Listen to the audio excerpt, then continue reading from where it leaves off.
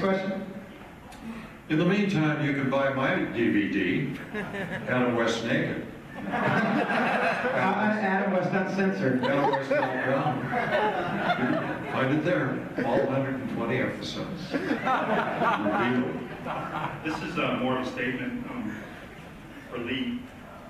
In the times that we live in the vanity associated with Hollywood and certain people, sometimes women get this Botox and they get this plastic surgery and they actually end up looking like Catwoman, to be honestly truthful.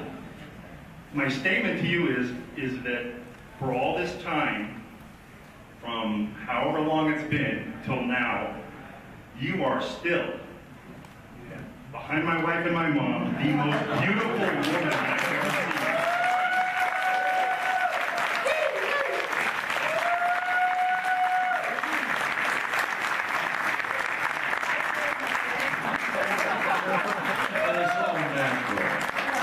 And this is from a guy who had 3 Catwomen. That's 27 lives to deal with.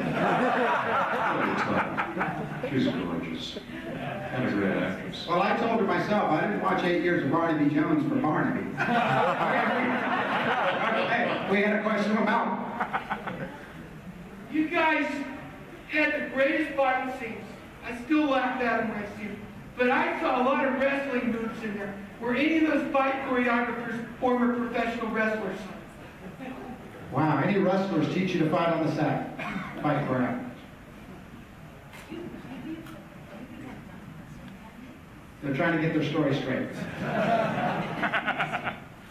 Burt, I'll bring it up. I don't You do karate? Was it karate? Yeah, black belt. Yeah. Black belt. And by the way, what are you roommates with Bruce Lee? What? Yeah, no, it wasn't roommates. It's Bruce Lee and I. Is that a black belt? Yes, that is. He still has a black belt. Yeah, no, Bruce and I lived in the same complex of condominiums, and we used to spar before he came on as far as the fighting thing. Before he came on as Kato and the Green Hornet, where we actually had a little kind of a pseudo fight scene. Right. Wrestlers, you don't know of any come to mind, but you had great fight choreographers, obviously. Yeah, no, we had great people. Yeah. Here's the next question. I saw something about 2 nights ago that I remember as a kid, but I don't know if any thoughts you had on this, but it was Legend of the Superheroes, 1978. Terrible show.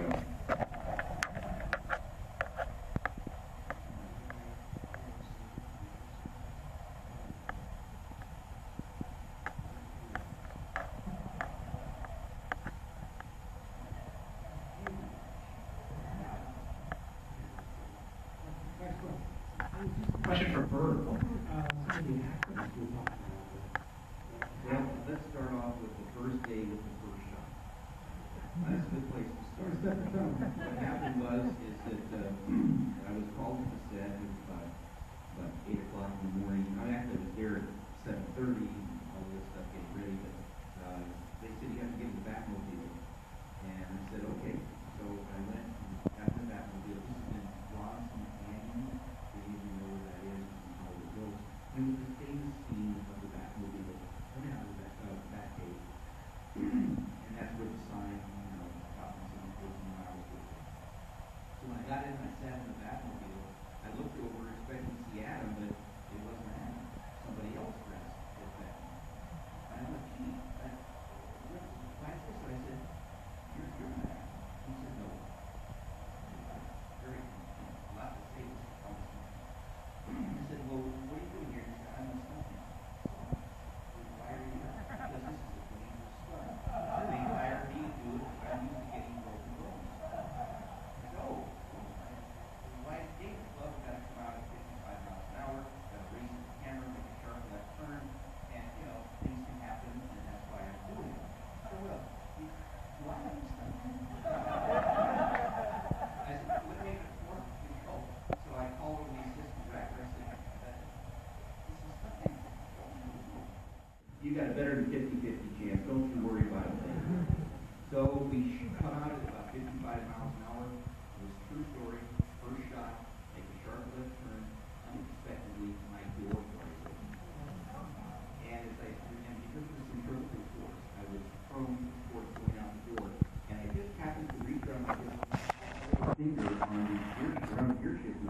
kept me from going out, but dislocated my finger. And it was quite painful if you ever have that happen. So they all, and it knocked the camera guy off the camera truck, knocked some of the lights over. It was really a bad accident. And I said, gee, this is really killing me. They said, Burt, we're going to get you to the emergency hospital just as soon as we finish the show. It took 5 more takes before they got it right. Coincidentally, in Variety the next day, it said, Boy Wonder fires agent. So there you go. We've got time for 2 more questions, and our legends have to go. Here we go. I was kind of doing the math, you know, between when the series was and now, and one thing that strikes me is you guys are all so youthful, and I'm just wondering how over the years you've maintained your energy and your health and your Formaldehyde. Very well preserved.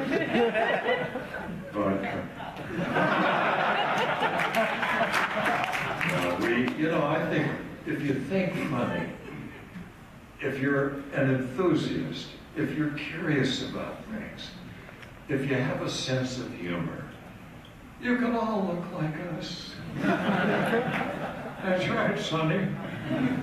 So keep that in mind, will you? That's very nice of you to say, but I think we live pretty good lives. Yeah, well, not you, but Burt has the biggest swimming pool in captivity. There's a swimming pool that 2 people have tried to swim, channel swimmers, didn't make it. He does very well. All right, we've got a question in front for the end here. It's a little bit more serious. In the 1950s, George Reeves, who played Superman, had a very successful show for 5 seasons, and lost him in 1959. My question to you is, when you were hired to do the Batman series, did that thought ever cross your mind how he was so typecast? And when you're doing the superhero show, Batman, the question is, history repeats itself about, people doing certain jobs. It's one of the most difficult things to deal with in this business. When one creates a character, that it becomes beloved and goes on and on and on. I had a tough time for about 4 or 5 years. I just went out and I did dinner theater, I did regional, I did anything I could. I did some really crummy pictures, just to keep working. But after 4 or 5 years, it began to change a bit. And now, I look back and I think, I'm just damn grateful that I have Batman and you fans, and Family Guy, and my new fans. This is great. How many guys are that lucky? In my case, during the hiatus of the first, I guess it was the 2nd season. It was because we did the Batman movie, I think, the 1st season. But during the hiatus, during the 2nd season, there was a producer at 20th Century Fox, the same studio that we filmed at, that had wanted me for a small, low-budget movie that was being done by 20th Century Fox. And his name was Larry Terman, and he's a very nice man. He said, Burt, I really want you for this role. And, wearing the costume and then being out of the costume, few people actually recognized me when I wasn't in the costume. But nevertheless, the studio, not the audience, said, no, we don't want to take Burt away from the role of Robin because we've got a hit show. It's all about dollars and cents. We don't want to dilute the imagery. So unfortunately, I got my first taste of it's like typecasting, where you don't get hired for something because they want to keep you where they got you. And that movie, anybody know, it was called The Graduate? Yeah, and when I wasn't able to do it, they got Dustin Hoffman. So that's just one of the things that, but when you have something that's great too, how many series could we be on? I know Adam knows this and Lee knows this. It's so funny, we meet people all the time. You're an actor on a famous show, it's like, a lot of people are thrilled to meet you. But when somebody that's on Batman, and they introduce you, it's like a twinkle comes in people's eyes, and a smirk comes across their face, because this was a very special show. And going back to answer the question, why did Batman succeed? Because we did something that no one else in the world did, which was, for the first time in history, we had a television show that teased the audience, that put the audience on. If you remember in those days, the cop shows were serious, the medical shows, Ben Casey and all this very serious stuff.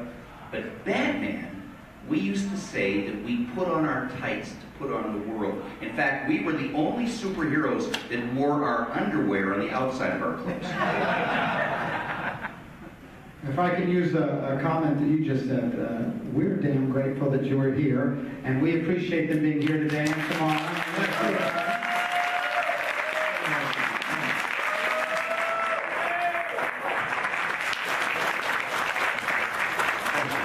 Burt Ward, Lee Meriwether, Adam West, give it up for them. Let them feel the love.